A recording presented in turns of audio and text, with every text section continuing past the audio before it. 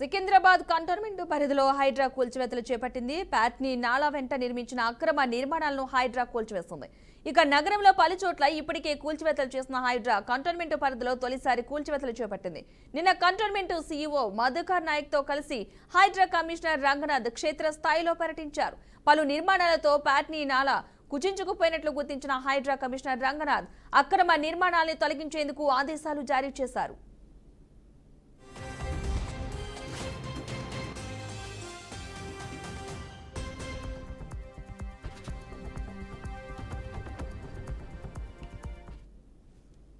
దీనిపై మరింత సమాచారాన్ని మా ప్రతినిధి శ్రీనివాస్ అందిస్తారు. శ్రీనివాస్, చెప్పండి. హైదరాబాద్ లోని మరోసారి తెలంగాణ వ్యాప్తంగా ఉన్నటువంటి హైడ్రా కూల్చివేతలు మళ్ళీ మొదలయ్యాయి. దీనికి సంబంధించి చూసినట్లయితే ఇప్పటికే సికింద్రాబాద్ జోన్ లో ఉన్నటువంటి హైడ్రా నాలా పరిధిలో ఉన్నటువంటి వాటిని బిల్డింగ్స్ ని కూల్చివేయాలంటూ ఇప్పటికే కమిషనర్ ఆదేశాలు కూడా జారీ చేయడం జరిగింది. వారితో పాటు ప్రత్యేక బృందాలు కూడా నిన్నటి నుంచి పూర్తి స్థాయిలో సికింద్రాబాద్ కంటోన్మెంట్ ఏరియాలో ఉన్నటువంటి నాలాలో అక్రమంగా నిర్మించినటువంటి బిల్డింగ్ కూల్చివేత మొదలవుతుంది. దీనికి సంబంధించి ఇప్పటికే ముందస్తుగానే ఆ నిర్మాణాలు చేపట్టినటువంటి వారికి నోటీసులు కూడా ఇవ్వడం జరిగింది. నోటీసులు ఇస్తూ కూడా వారైతే నిర్మాణాలు ఉన్నాయో వారికి సంబంధించినటువంటి వెకేట్ చేస్తూ ఖచ్చితంగా వెళ్ళిపోవాలని కూడా ముందస్తుగానే నోటీసులు కూడా జారీ చేయడం జరిగింది. ఈ నోటీసులు తీసుకున్నటువంటి ఇంటి యజమానులు కూడా తమ తమ వస్తువులను కానీ అక్కడ ఉన్నటువంటి వెకేట్ చేయాలని కూడా చెప్పారు. ఎవరైతే వినలేదో వారిని పూర్తిగా భారీ బందోబస్తు మధ్యన కూల్చివేత అయితే జరుగుతుంది. హైడ్రా కమిషనర్ ఆదేశాల మేరకు ఈ కూల్చివేతలు జరుగుతున్నాయన్నట్టు కూడా అక్కడ ఉన్నటువంటి ప్రత్యేక బృందాలు కూడా చెప్తున్నటువంటి పరిస్థితి. హైడ్రాకు సంబంధించినటువంటి ఆదేశాలు పాటించినటువంటి వారికి ఎలాంటి ఇబ్బంది కలగకుండా పూర్తి స్థాయిలోని అక్కడ డిస్మెంటల్ చేస్తాము, ఖచ్చితంగా వెకేట్ చేయాలనేది కూడా ఆదేశాల్లో ఉన్నట్టు కూడా తెలుస్తుంది. ఇది ప్రస్తుతం కంటోన్మెంట్ ఏరియాలో జరుగుతున్నటువంటి తాజా పరిస్థితి. Right, thank you Srinivas.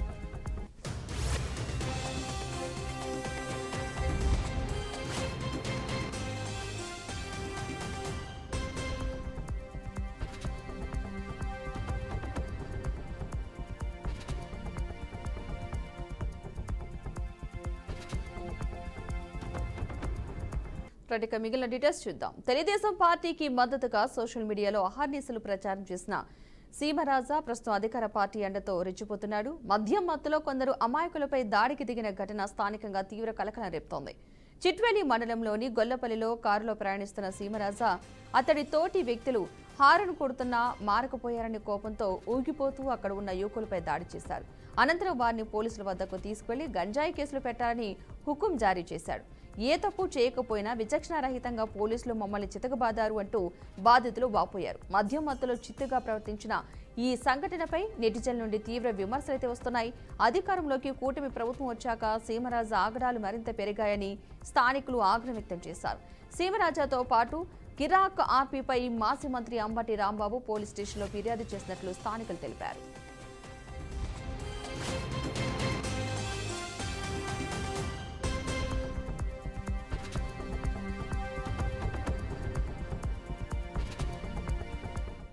ఉమ్మడి కడప జిల్లాలో టీడీపీ సోషల్ మీడియా కార్యకర్త సీమరజా హల్చల్ చేశాడు. ఈ ఘటనకు సంబంధించిన పూర్తి సమాచారాన్ని మా ప్రతినిధి కృష్ణ అందిస్తారు. కృష్ణ, చెప్పండి.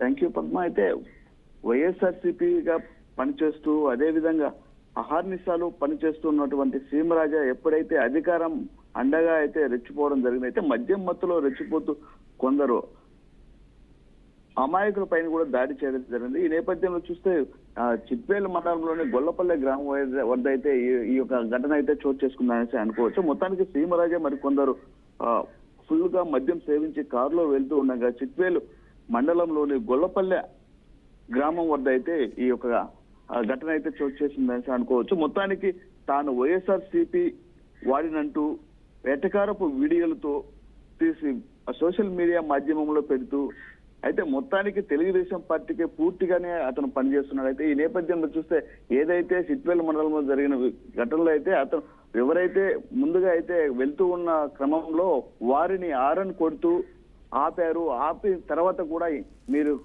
కారు నుంచి కూడా పక్క సర్దుకోవట్లేదు ఎందుకు అని ప్రశ్నించి వారిపైన దురుసుగా మాట్లాడి వారిపైన కూడా దాడికి పాల్పడిన పరిస్థితి అయితే మనం చూసాం. మొత్తానికి ఏది ఏమైనప్పుడు కూడా సీమరాజు అయితే అధికార పార్టీ అండగానే ఈ రోజు ఆయన వ్యవహరిస్తున్న తరుణం అయితే కనిపిస్తుంది. అయితే మొత్తానికి ఏది ఏమైనప్పుడు కూడా ఆయన చేసింది అయితే చాలా దారుణం అని కూడా మనం పూర్తి స్థాయిలో తెలుసుకోవచ్చు. అయితే మొత్తానికి ఏది ఏమైనప్పుడు కూడా పూర్తి స్థాయిలో ఏదైతే సీమరాజు చేసింది అయితే అది కరెక్ట్ కాదని కూడా అక్కడ ఉన్న ప్రజలు కూడా ఆవేదన వ్యక్తం చేశారు. అయితే మొత్తానికి మొన్నటి దినాన్ని జరిగిన ఏదైతే సిట్వేల్ మండలంలోని ఏదైతే జాతర కావచ్చు అదేవిధంగా అక్కడ వెళ్తూ ఉన్న క్రమంలో అయితే ఈ యొక్క ఘటన చోటు చేసింది అనుకోవచ్చు. అయితే మొత్తానికి అక్కడ ఉన్నటువంటి అమాయకుల పైన ఇతను దాడికి పాల్పడడం చాలా దారుణం అని కూడా తీవ్ర స్థాయిలో అయితే పలు రకాల ఆరోపణలు కూడా వినిపిస్తున్నాయి పద్మ. అయితే మొత్తానికి ఏది ఏమైనప్పుడు కూడా పూర్తి స్థాయిలో చూస్తే సీమరాజు చేసిన వ్యవహారం అయితే క్షమించడానికి తప్పనిసరి కూడా తెలియజేయడం జరుగుతుంది. మొత్తానికి సిట్వేల్ మండలంలోనే ఏదైతే పోలీస్ స్టేషన్ లో కూడా దురుసుగా వారిపైనే ప్రవర్తిస్తే వాళ్ళపైనే కూడా గంజాయి కేసు నమోదు చేయాలన్నట్టుగా హుకుం జారీ చేసినట్టుగా అయితే మాట్లాడడం చాలా దారుణం అని కూడా అక్కడ ఉన్నటువంటి ప్రజలు కావచ్చు పూర్తి స్థాయి అయితే ఆరోపణలుగా ఉన్నట్లయితే మనకు తెలుస్తుంది Padma. Right, thank you Krishna.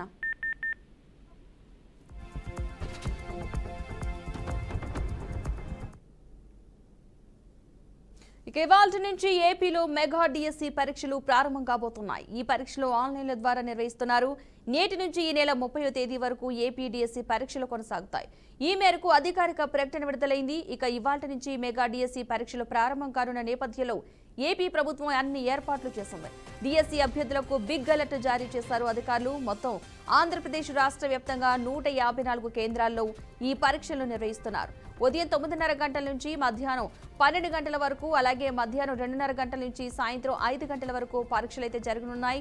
గంటన్నర ముందే పరీక్షా కేంద్రంలోకి రావాల్సి ఉంటుంది. ఆ సమయంలోపు రాకపోతే పరీక్షకు అనుమతించబోమని అధికారులు తెలిపారు. ఒక్క నిమిషం లేట్ అయినా సరే నో ఎంట్రీ అని అధికారులు ఇప్పటికే ప్రకటించారు.